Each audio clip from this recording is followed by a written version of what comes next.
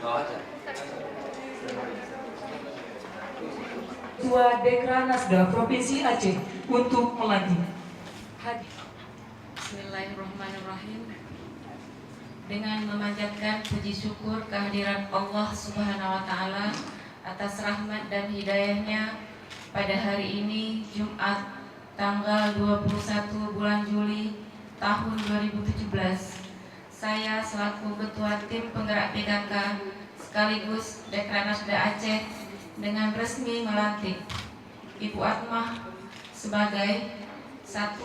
Ketua Tim Penggerak PKK Kabupaten Aceh Singkil berdasarkan keputusan Ketua Tim Penggerak PKK Provinsi Aceh nomor 13 garis miring Kep garis miring PKK Prof garis miring 7 garis miring 2017 tanggal 6 Juli 2017. Saya percaya bahwa Ibu akan mampu melaksanakan tugas dan kewajiban sebaik-baiknya disertai penuh rasa tanggung jawab sesuai dengan yang dipercayakan kepada Ibu untuk meningkatkan peran serta PKK dan peran serta Dekranasda dalam menyukseskan pembangunan.